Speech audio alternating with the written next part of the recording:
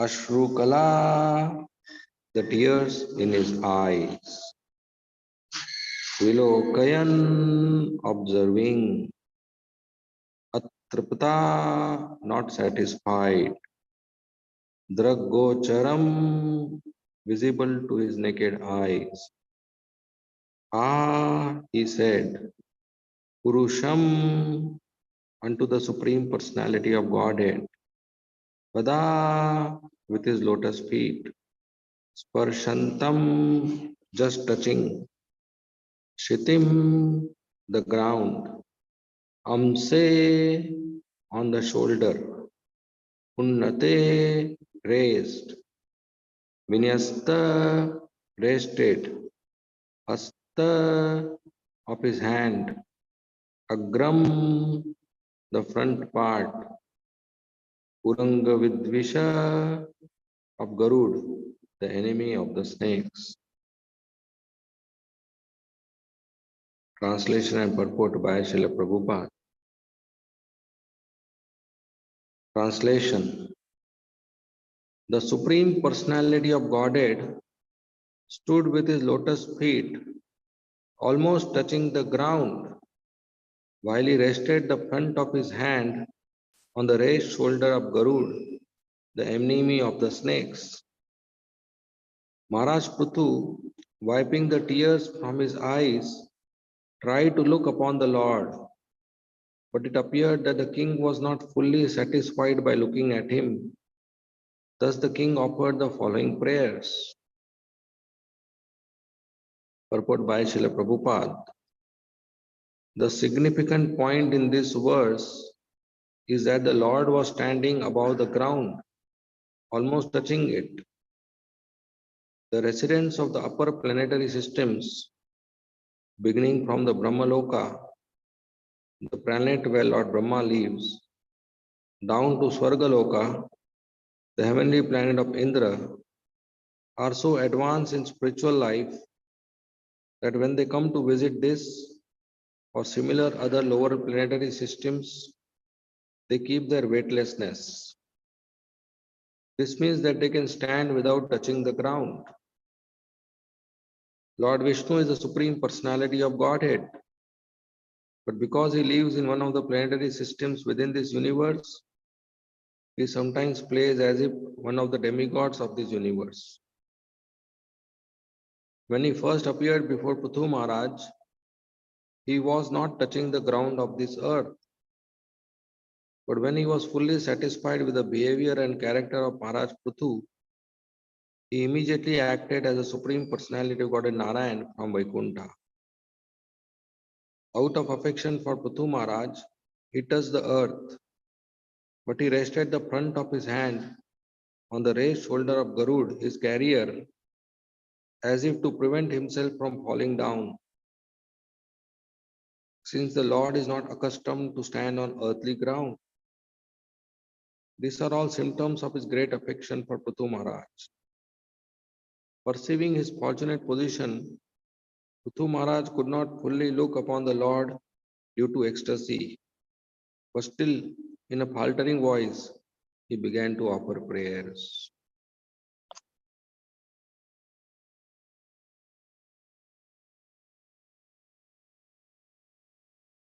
Om Agyan Timirandasya Jnananjana Shalakaya Chakshu Unmilitam Yena Tasmai Shri Gurave Nama Nama Om Vishnu Padaya Krishna Pristhaya Bhutale Srimate Bhakti Vedanta Swami Iti Namine Namaste Saraswati Deve Gauravani Pracharite Nirvishesha Shunyavadi Paschatya Deshatarine Jai Shri Krishna Chaitanya Prabhu Nityananda Shri Advaita Gadadhar Shivasadi Gaur Bhakta Vrinda Hare Krishna Krishna Krishna Hare Hare Hare Rama Rama Rama Hare Hare.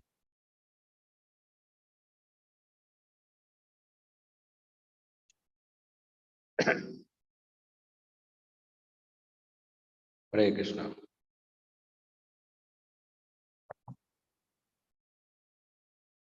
So Lord Vishnu, he has come to give darshan to Prithu Maharaj. And Lord Vishnu is so pleased, so satisfied with good qualities and good behavior of Prithu Maharaj that he stays for a longer period of time. He comes for particular duration, but he extends his duration and stays for longer period of time because he is very happy to converse and interact with Prithu Maharaj, who is displaying so nice behavior.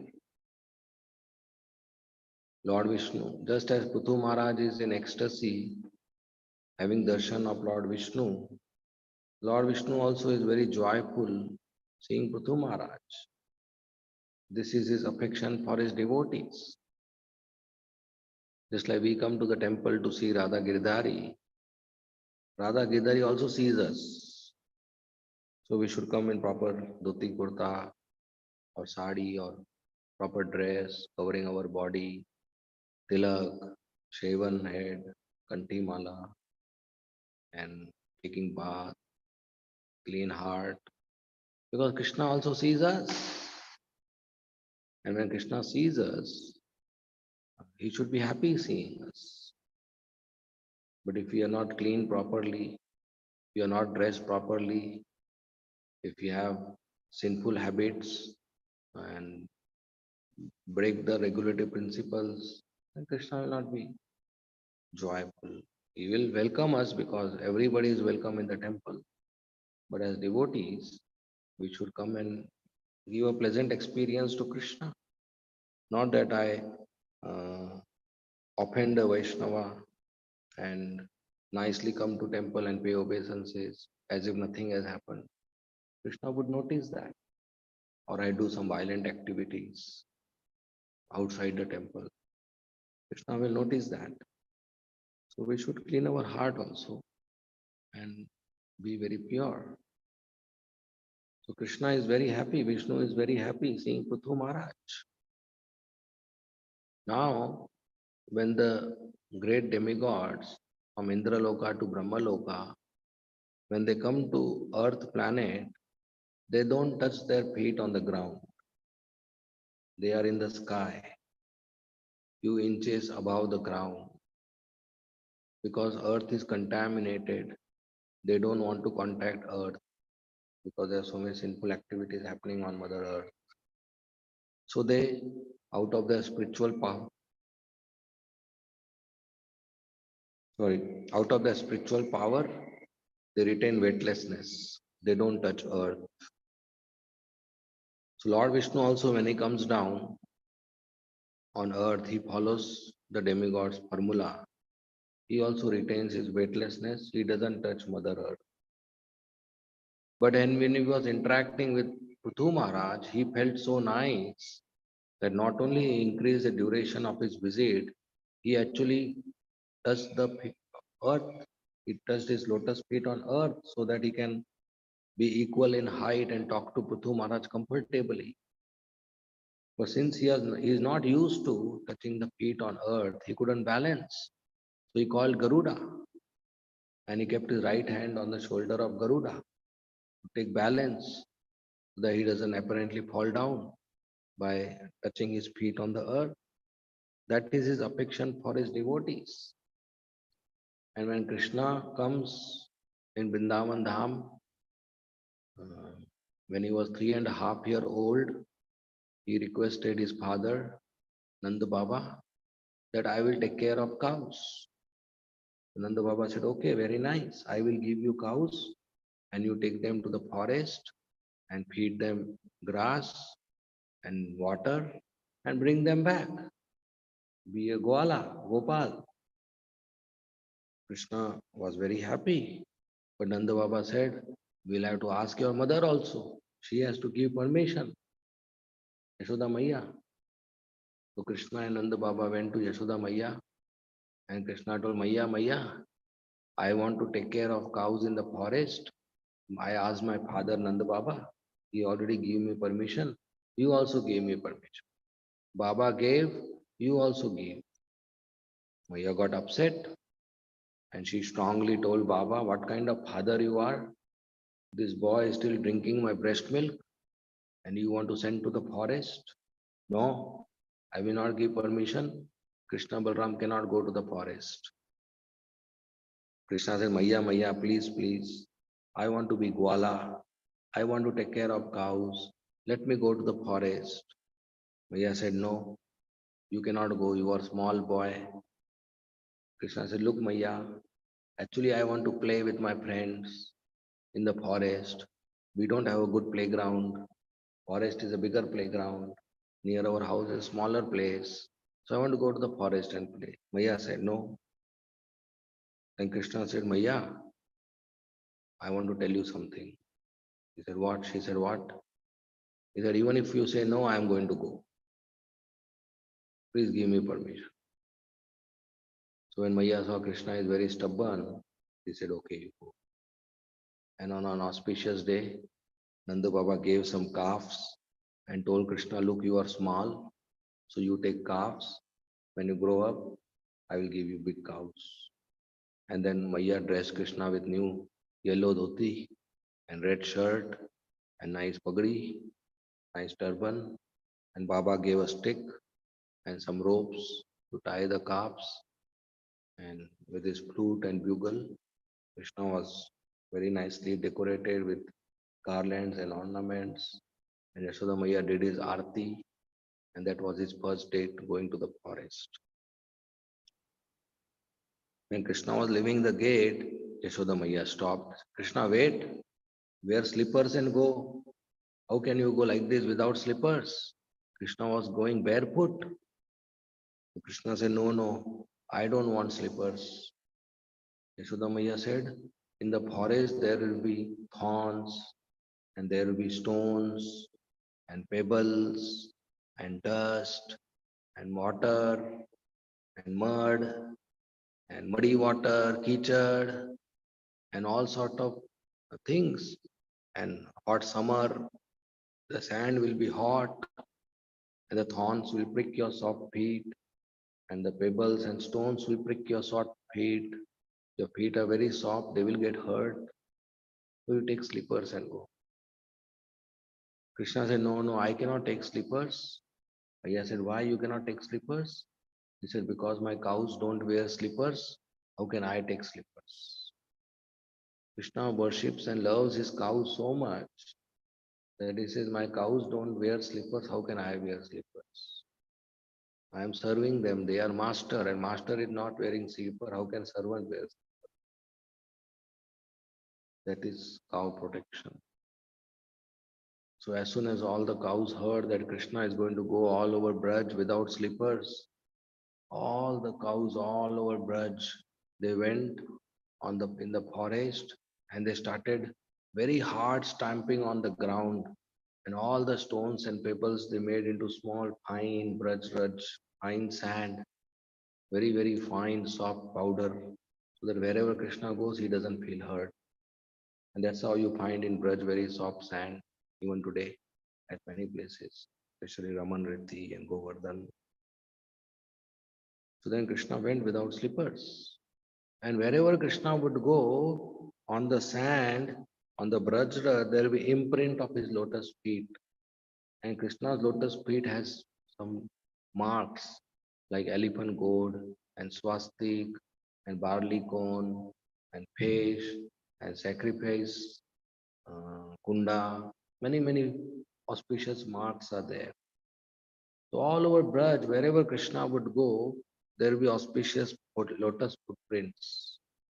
And nobody would keep their feet, their leg, their feet while walking on those footprints. Nobody, even cows, lakhs of cows are there, but not a single cow would put their feet on the imprint of Krishna's feet. They would always be there. Only when the wind would move, some dust would come and they will get covered. Otherwise, no Brajavasi, no Gopi, no Gopa, no cow, no calf, no animal would actually put feet on the lotus feet, imprint of Krishna. So those feet were always there, even days and days together.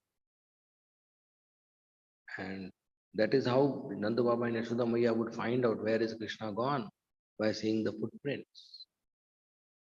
Even in Damodar Leela, when Krishna broke the pot, he ran away. How did mother know where he ran away? By seeing the butter footprints. And when Akrura came to Vrindavan, he saw the same imprint of the foot of Krishna, and he jumped and paid obeisances and he rolled in ecstasy because Krishna's feet are very powerful.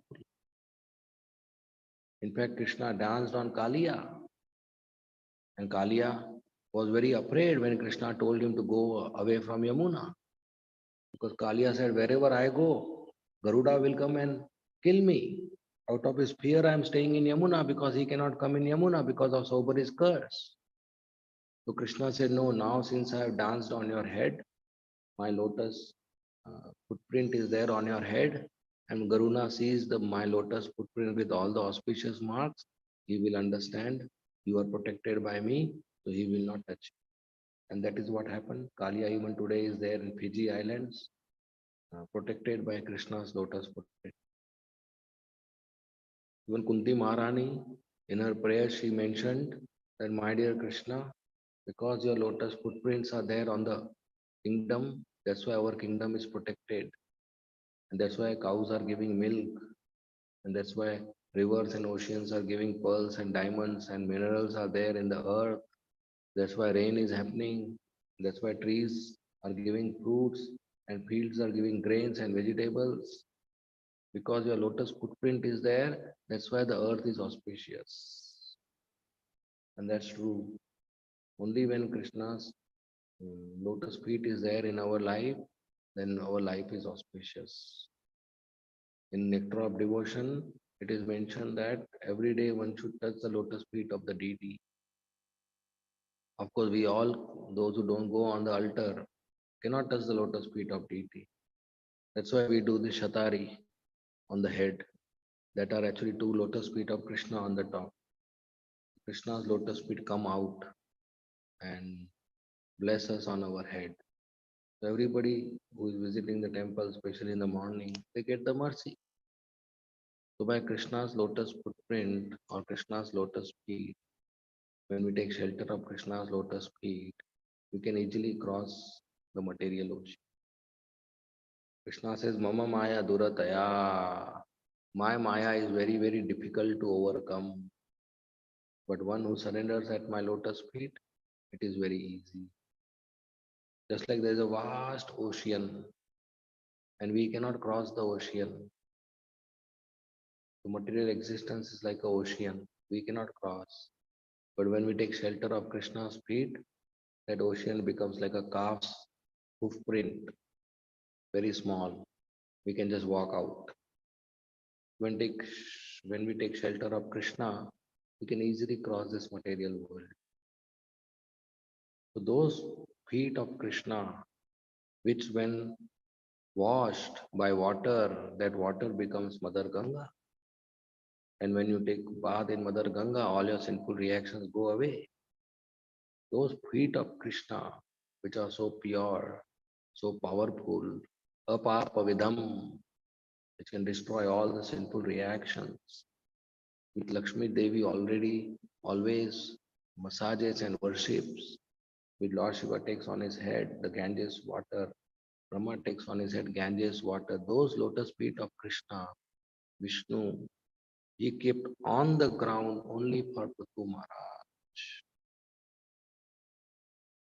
So much affection he has for Prithu Maharaj and so much affection he has for his devotees. For his devotees, Krishna can do anything, even break his own promise, even spoil his own name. That is Bhakta Vatsalya quality of Krishna. We have the episode in Mahabharata where Bhishma Pitama, as a commander of Kaurava army, was not ready to kill the Pandavas.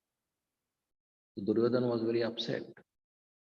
So one day Duryodhana very insultingly spoke to Bhishma Pitama and said, you are my commander in chief, Senapati, but you are not killing the Pandavas. You are partial. And so insultingly he spoke that Bhishma Pitama, because of his Kshatriya rage, he said, okay, These are 5 arrows. He made ready 5 arrows and chanted mantras on that. He said, these are 5 arrows I am making ready. And with these 5 arrows, tomorrow I'll kill the 5 Pandavas. And he made them ready with the mantras. So Duryodhana was very happy. And now tomorrow the 5 Pandavas will be killed. But then Duryodhana thought, who knows, at night Bhishma Pitama may play a trick and break the arrows and tell tomorrow the arrows are missing. So he told Bhishma Pitama, why don't you give 5 arrows to me? I'll keep it safe and give you tomorrow morning in the battle. So Duryodhana wanted to make sure that the arrows are available tomorrow. The Pandavas are killed. Bhishma Pitama gave. Bhishma Pitama took a vow to kill the Pandavas. So next day, so then at night, in the camp of Pandavas, Krishna was very worried. So Krishna told Arjuna to go to Duryodhana. Arjuna was shocked. He said, why should I go to Duryodhana? He said, remember Duryodhana gave you a benediction when you protected him from the Gandharvas? He said, yes. He said, go and ask him the 5 arrows which he took from Bhishma Pitama. Arjuna went and met Duryodhana. Duryodhana said, Arjuna, what do you want? I can give you the kingdom also. He said, no, no, you remember you gave me a benediction. Said, yes, what benediction? What do you want? He said, I want the 5 arrows which you have. Duryodhana was shocked. He had to deliver. He asked Arjuna, how do you know about these 5 arrows? He said, Krishna told me. So next day morning, Duryodhana went to Bhishma Pitama and told him bad news that yesterday Arjuna came and he asked me for 5 arrows and I had to give. Bhishma Pitama said, how did Arjuna know? That Krishna told him. Bhishma Pitama said, because Krishna made me break my vow, I will make Krishna break his vow. What vow Krishna took? Krishna had taken vow that he will not take weapons in the battlefield. The next day, when the fight was going on, Bhishma Pitama fought so valiantly that Arjuna was about to be killed. So Krishna got very upset. In protecting Arjuna, even some arrows went into Krishna's body and blood started coming out. Krishna's transcendental blood was coming out. Bhishma Pitama was shooting arrows. So finally, Krishna told Arjuna, you are not fighting properly. I will go and kill Bhishma Pitama. He took a chariot wheel and ran to kill Bhishma Pitama. So Bhishma Pitama's vow was that Krishna will lift weapon. And Krishna's vow was that I will not lift weapon. And just to prove the words of Bhishma Pitama, Krishna was ready to break his vow. And he took a chariot wheel to rush to kill Bhishma Pitama. And he rushed with so fast speed and so anger that his upper cloth fell down. And Bhishma Pitama immediately left his bow and arrow, folded his hand, and welcomed Krishna that my death is coming. I welcome you. I'm happy to be dying in your hands. So just to keep Bhishma's vow, Krishna broke his vow, spoiled his reputation. That is Bhakta Vatsalya, Aham Bhakta Paradhin. That is his affection for devotees. That is his love for devotees. That is ready to spoil his name. That is ready to spoil his reputation. Just to keep the vow of devotees protected. So then Arjuna immediately rushed and stopped Krishna by holding his lotus feet and he said, please, please don't fight. Don't kill Bhishma Pitama. I will fight nicely now. And in that way, Krishna left his weapon. So that's Krishna who is so affectionate to his devotees. Krishna says, Krishna is in the heart of all living entities. And he says in Bhagavad Gita, I am in the heart of my devotees and my devotees are in my heart. They always think of me and I always think of them. I am dear to them and they are dear to me. Krishna even in the next few verses, Vishnu tells Prithu Maharaj that I love my devotees more than Lakshmi Devi. This Lakshmi Devi is so beautiful, but she is always serving me. but I have no interest in her. But she doesn't leave my service. I love more my devotee. Whole world is behind Lakshmi Devi, who is so beautiful and provides wealth and goddess of fortune. Krishna has no interest. He has more interest in his devotees. That's why when he is in Dwarka with 16,108 Lakshmis, he doesn't stay there. Repeatedly, he goes to Pandavas to help them, to protect them. And he spends more time with the Pandavas because he loves his Pandavas, his devotees. And if Pandavas have no problem and he is staying in Dwarka, Krishna would send a problem to Pandavas, then he will tell Rukmini Devi, look, Pandavas are in problem, I have to go. He will send a problem so that he goes to them to protect them.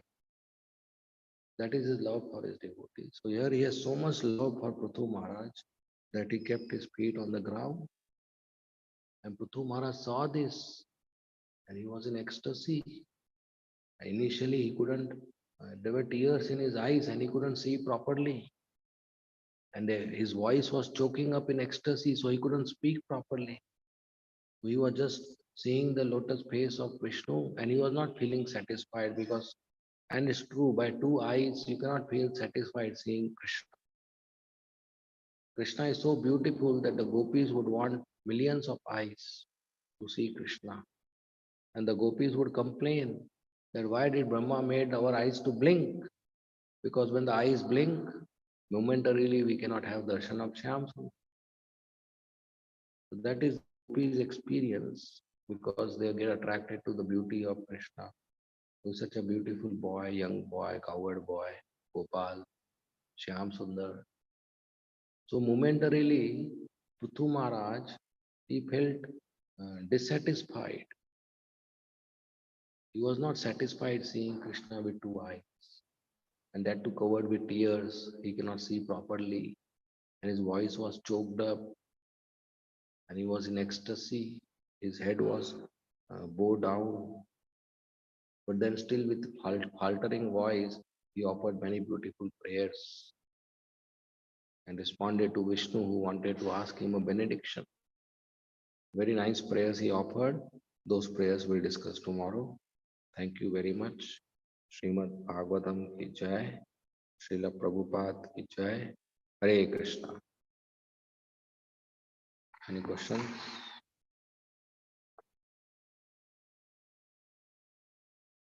Hare Krishna.